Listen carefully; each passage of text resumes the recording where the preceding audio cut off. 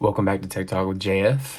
Some of the stories I'm going to cover and talk about in this episode is first and foremost the top thing that happened this week, actually happened this morning of me recording this video, which was technically yesterday. There was a global IT outage and it literally knocked services like completely out.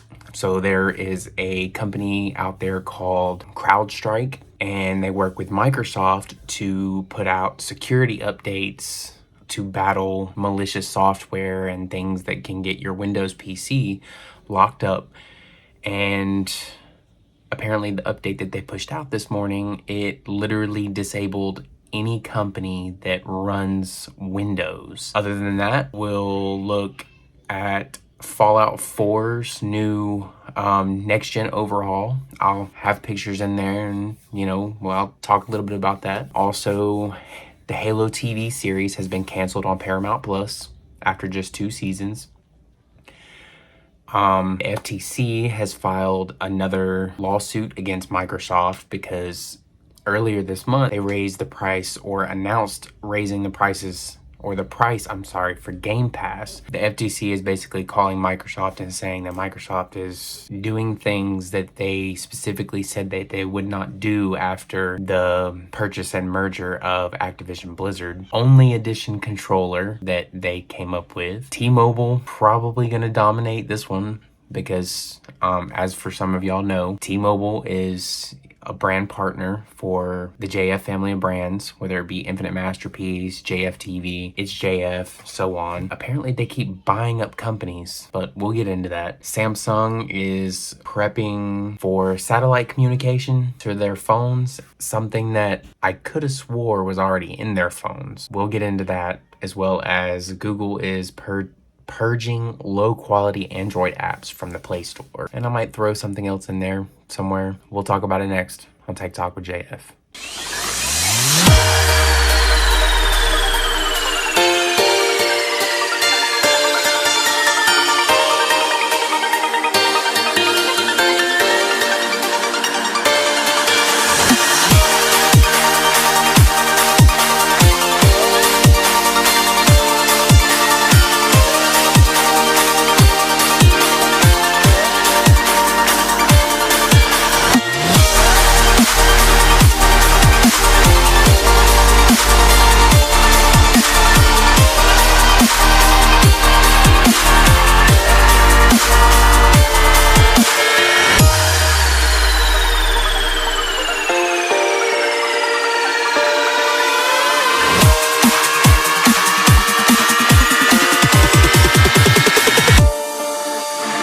So first on the story about the global technology outage, the IT outage that I spoke about. So as some of y'all know, because I've said it in the past in the videos, and I'm not going to keep repeating where I work, but my normal 6:30 p.m. to 5 a.m. job, around 3 o'clock this morning, we were at our senior ops managers told us that we were on stand down because this morning, not just us, but many of other companies out there was an update sent out by CrowdStrike, which they are a security firm that work on updates specifically for the security of Windows PCs. And most companies out there, they use Windows Enterprise. There was an update pushed out this morning, a security update, and it literally sent every single PC across the country, Windows PC, into a boot loop, where when the update installed, it automatically restarted the computers, and it went into a thing where it basically went into recovery mode, to where you have to put in, a certain code to, reactivate Windows. I didn't think anything about it. I thought maybe it was just a company problem. As the global IT, everything centered around global IT, and when it comes to the Windows update, it literally knocked out everything on the face of the planet. Airlines were down, banks were down, pretty much just anything and everything that runs Windows, it all went down at the same time. Flights were grounded around the world. People were not allowed to log into their banks because of the issue, and basically business as a whole across, different companies literally came to a standstill. Doctors were offline, and what was even more of a up on their part was it also knocked down 911. Yeah, the system that allows you to dial 911 and connect you with your closest 911 operator, that too also went down. So I can only imagine the lawsuits that are going to be going against CrowdStrike, because people were dialing 911 and it was just either ringing or was just dead silent. The call wasn't even going through, and it wasn't necessarily the telecoms that were having the problem, it was the update. Not to mention also the companies as well. A lot of companies use Microsoft Windows Enterprise to move their business or to keep their business moving. Hospitals were even hit with it. So one company shouldn't be the only company on the face of the planet handling security updates, but they also need to make sure that they send it out to one computer, a test computer, before they send out any more updates moving forward. Now, people who have Macs or anything running Linux were not affected by this global outage, and it might end up sending these companies into working with Apple to possibly having a form of Linux running inside their buildings. I guess only time will tell on this one. The Halo TV series has been canceled on Paramount Plus. Xbox, as well as the producers, as well as Amblin Television, they're going to be trying to shop around to the different networks, whether it be Netflix, whether it be Prime, whether it be Hulu, to try and get the show back on the air. As of today, Paramount Plus isn't moving forward with the Halo TV series, which is kind of a bummer because I have enjoyed the last 2 seasons of Halo. It was different because it's not 100% by the book or by the video game, so to speak. Critics as well as fans alike have given it mixed reactions. Some of them thought, hey, it's great. Some of them were very pissed off because who we know as Master Chief has never taken his helmet off ever in any of the games, except for there was probably a part, I think it was at the beginning of at the end of Halo 1 or Halo 2, the scene cuts, but you see him take off the helmet, but you don't see his face. I understand where they came from when they even made the show. They wanted to put a face with the name. I think people just didn't really resonate with that kind of change to the Halo universe. Paramount Plus made a statement. We are extremely proud of this ambitious series and would like to thank our partners at Xbox 343 Industries and Amblin Television, along with showrunner and executive producer David Weiner, whatever his name is his fellow executive producers, the entire cast led by Pablo Schreiber as Master Chief, and the amazing crew for all their outstanding work. They finished with, "We wish everyone the best going forward." 343 Industries said, "We deeply appreciate the millions of fans who propelled the Halo series to be a global success, and we remain committed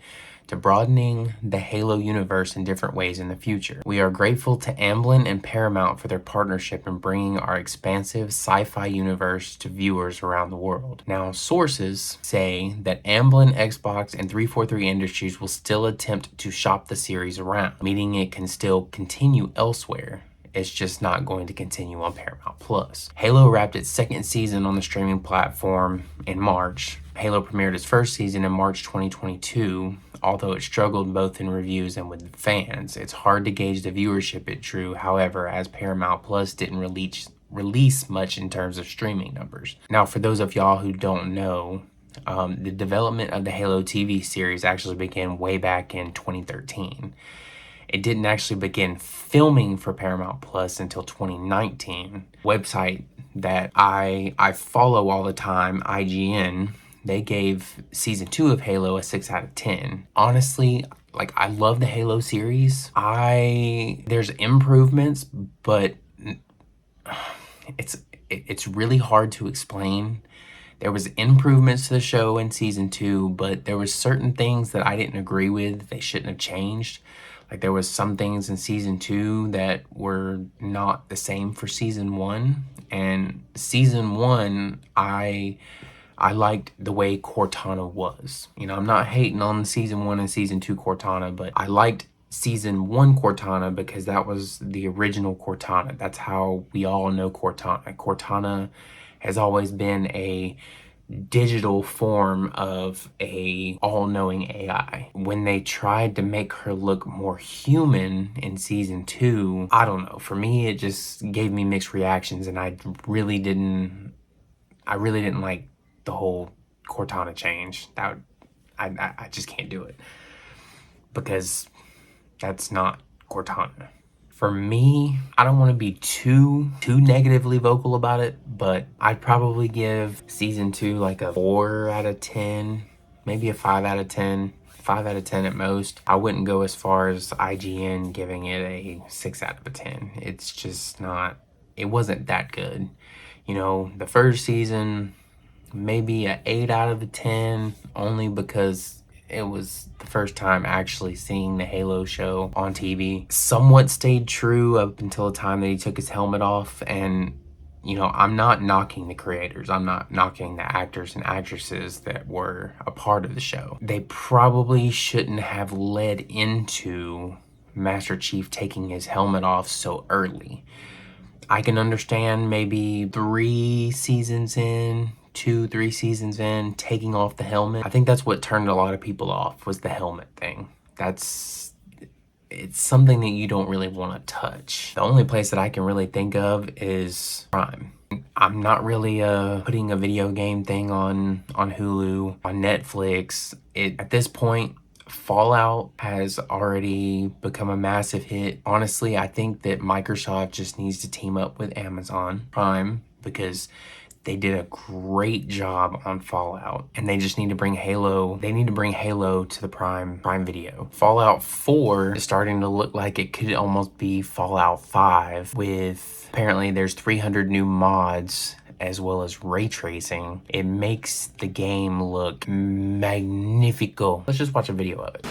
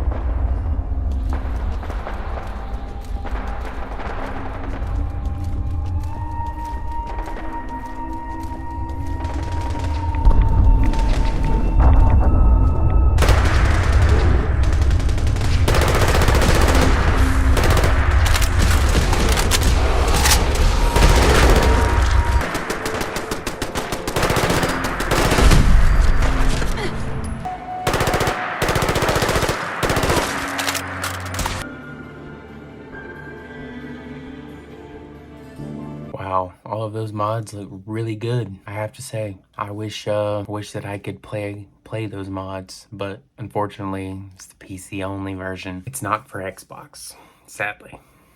Microsoft insists that Game Pass is not degraded after the new FTC claims and lawsuit against them. The FTC recently called Microsoft's price hike of Xbox Game Pass exactly that sort of consumer harm it had predicted ahead of the company's Activision Blizzard acquisition. Microsoft's response in a PDF claims that with included multiplayer in the upcoming day and date release of Call of Duty, the offering isn't degraded at all. Earlier this month, Microsoft announced changes to its gaming subscription service Game Pass to provide consumers valuable options at different price points. Microsoft is offering a new service tier, Game Pass Standard, which offers access to hundreds of back catalog games and multiplayer functionality for $14.99 a month. It is wrong to call this a degraded version of the discontinued Game Pass for console offering. That discontinued product did not offer multiplayer functionality, which had to be purchased separately for an additional $9.99 a month, making the total cost $20.98 a month. While Game Pass Ultimate's price will increase from $16.99 to $19.99 a month, the service will offer more value through many new games available day and date. Among them is the upcoming release of Call of Duty, which has never before been available on a subscription day and date. That was the PDF for the Federal Trade Commission. That was what the main portion of why they were suing Microsoft. As y'all know, I am a Microsoft Game Pass subscriber, and I also play Xbox. Well, when I have the time. And honestly, I don't know how to feel about this. Right now, I ended up buying 2 3-month cards for Game Pass Ultimate, and I haven't even played it. I think the 3 months is almost up on one of them, so I have to put in another one, but I'll probably wait and put on the other one because I don't play it. Even then, I'll probably put in the other one and then decide later on that I don't want to play it. Wasted money down the drain. Honestly, I can't really get on Microsoft too much because they literally offer hundreds of games every month, and you're paying $20 a month. You're not having to pay $100 on all those games, or $60 or $30 or $10 on those games. You're probably going to find 4 or 5 games you want to play on Game Pass, and you're going to end up spending a lot more elsewhere buying the game. At least with Game Pass, you're able to play the game, and then when you're done with it, delete it. You try and sell that game back to GameStop, you probably bought it from GameStop used. They're only going to give you 50 cents for it and then turn around and sell it for the same price, $10 or $15 to the next person. Both of the Samsung news stories from the last week. So Samsung has let everybody know who has a Samsung that they are rolling out its July 2024 update to a certain number of Galaxy devices. Some of those Galaxy devices are the Z Fold 5, Z Flip 5, the S23, S23 Plus, S23 Ultra, the Fold 4, Flip 4, S22, all variations, the Z Fold 3 and Flip 3, S21, all variations, and S20, as well as the Galaxy A55. They're saying that no Galaxy tablets are going to widely receive the update. It's only going to be a very certain few. They don't have the full list on that one yet. I wanted to make, Tech Talk with JF about all tech, not just stuff that I follow. I haven't really been an Android person for quite a few years, and I think the last Android I had was a Samsung. I think it was the Samsung Galaxy S10. But if you have any of those devices that I said, be prepared, because you're either getting it right now. It is rolling out right now, but you're either going to get it now or you're going to get it in the next week or two as they finish rolling out the update. It's more or less just a security update from Samsung. It's nothing major. It just fixes security patches. They are preparing their phones for satellite communication. So as a lot of people don't know, is satellite connectivity is coming to smartphones. So recently, iPhones, starting at the iPhone 13 Pro series moving forward, iPhone had already had the ability to grab a cell signal from satellites. Recent iPhones came equipped with emergency services like my 14 Pro Max. I think my 13 Pro Max also had a feature called SOS. So basically, no matter what it is, if you feel threatened by somebody or, whatever, you can basically hit the power button 5 times fast, or just hold down the power button, and it would give a countdown, and emergency services would then be called, even if it was via satellite. Say you didn't have any, you didn't have any service where you were, or you were stranded out in the middle of nowhere, didn't know where you were, it would give your precise location through GPS satellite and send it down to the beaming recipients. SOS via satellite on iPhone would also, anybody that you put in your phone as an emergency contact, they would automatically get a text message stating that you were sending out a SOS for help, and then also give the approximate location of where you are. Samsung, within the code of Android 15, they've basically put it in the code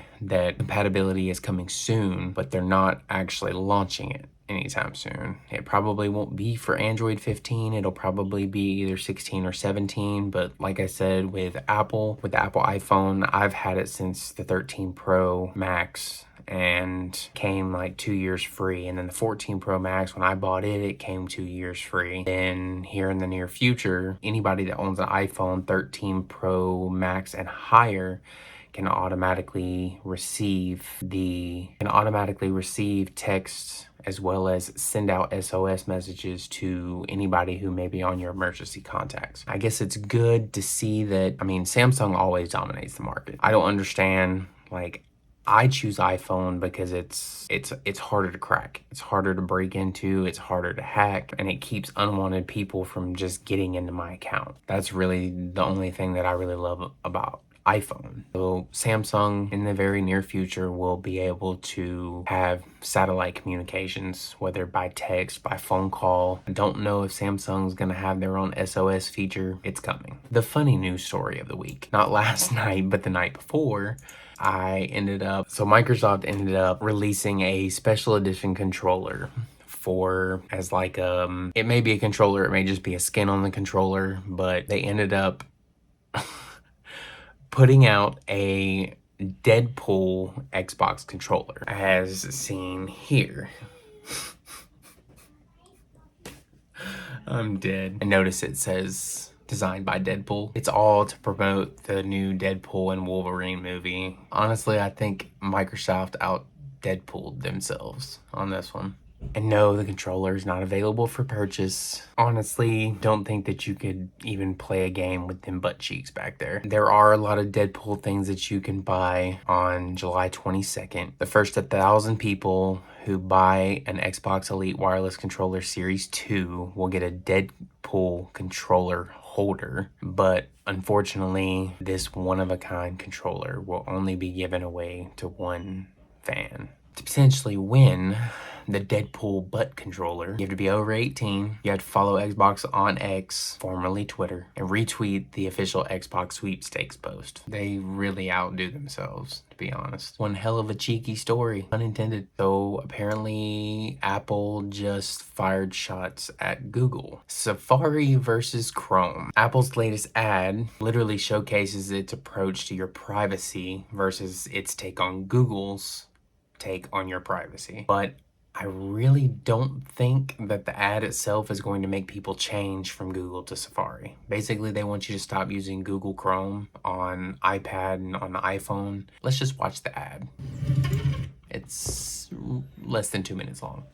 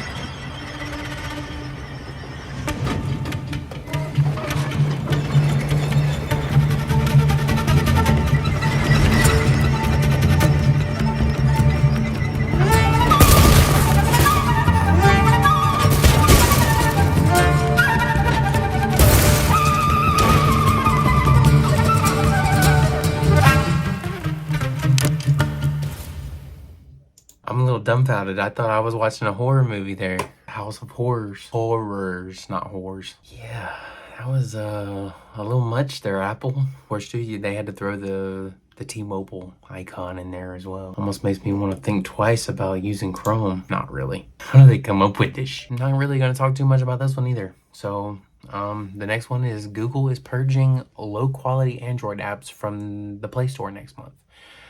Now, once again, I don't use Google Play. I haven't used Google Play since it's been a long time because I always just use the Samsung App Store.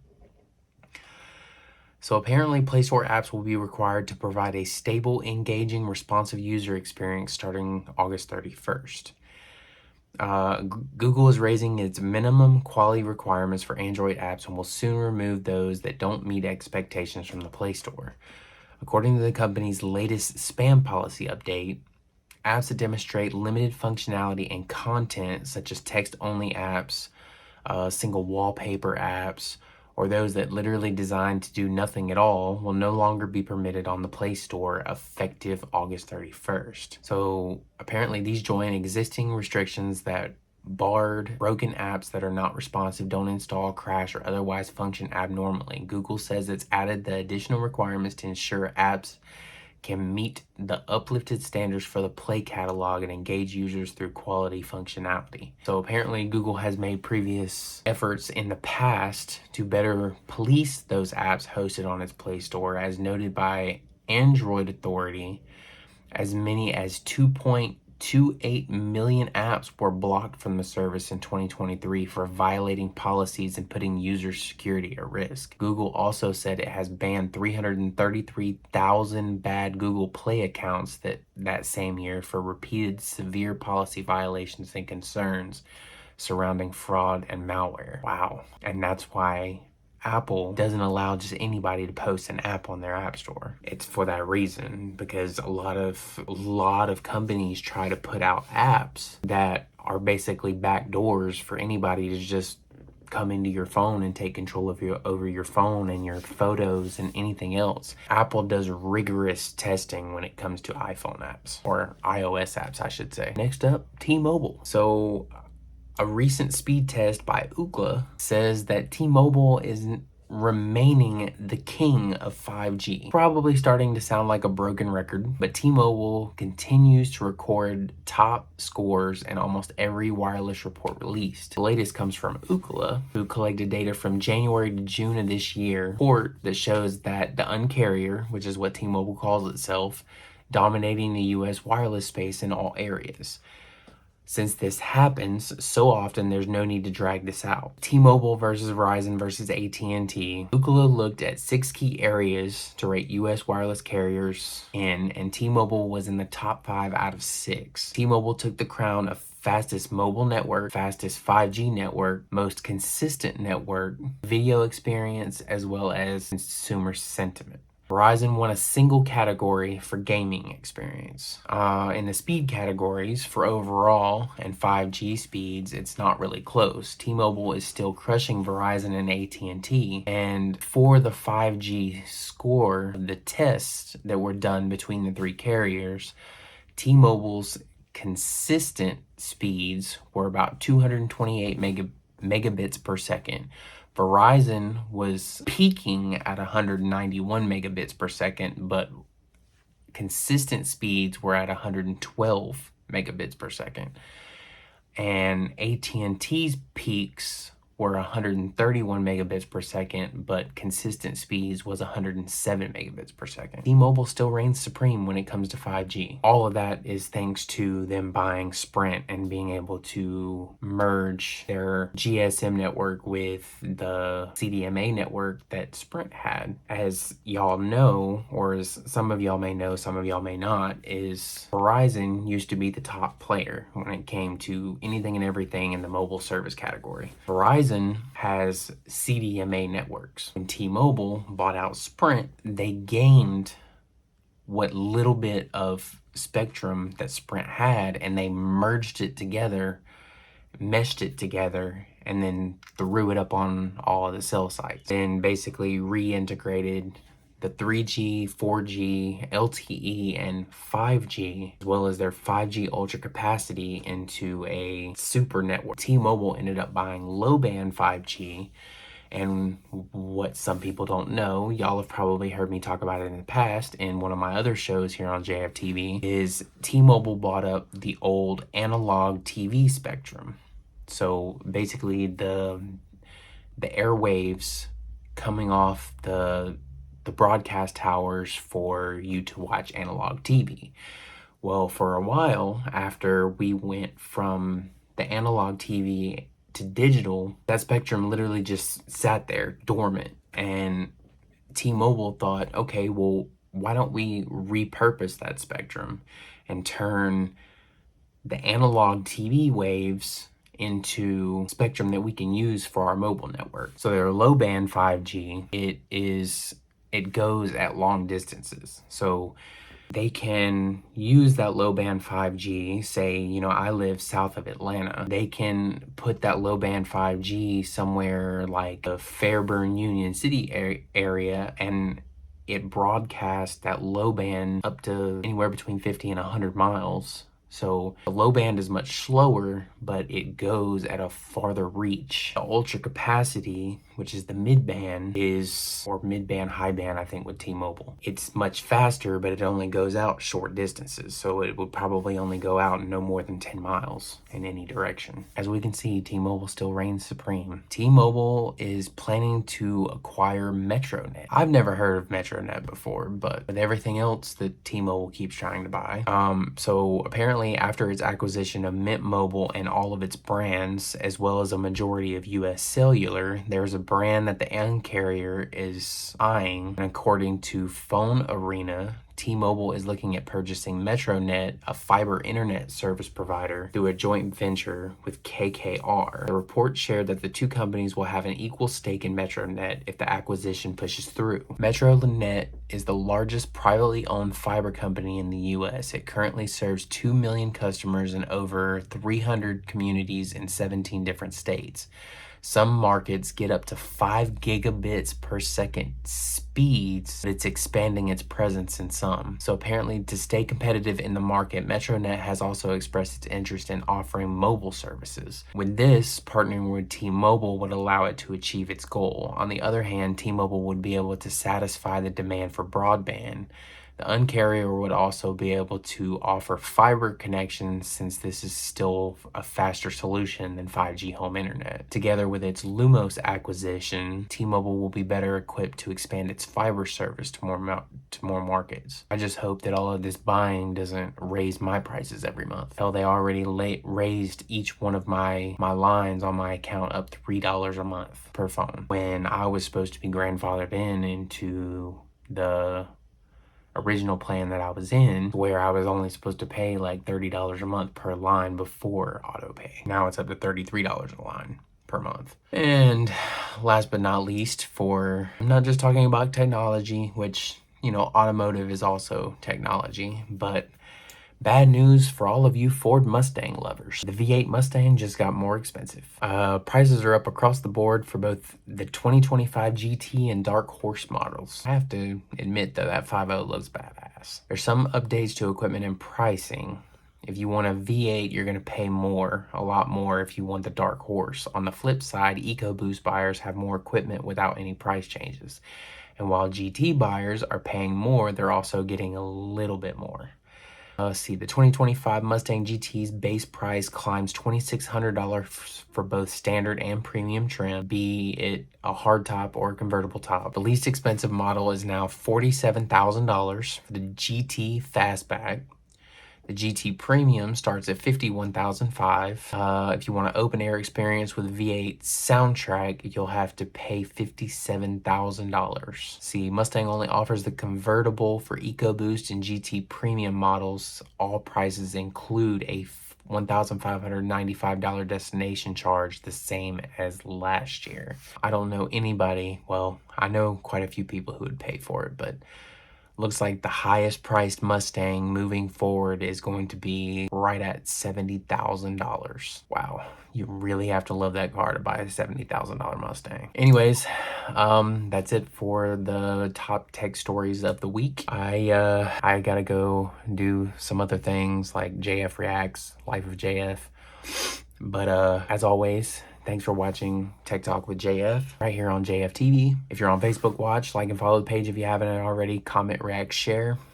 If you're on YouTube, like, subscribe, hit that bell notification icon, change the notification bell to all. You'll be notified 30 minutes before a new video post. If you want to monetarily support the channel or channels, you know, across the board, YouTube, Facebook, you can go to shopim3.com/collections/JFTV-EP.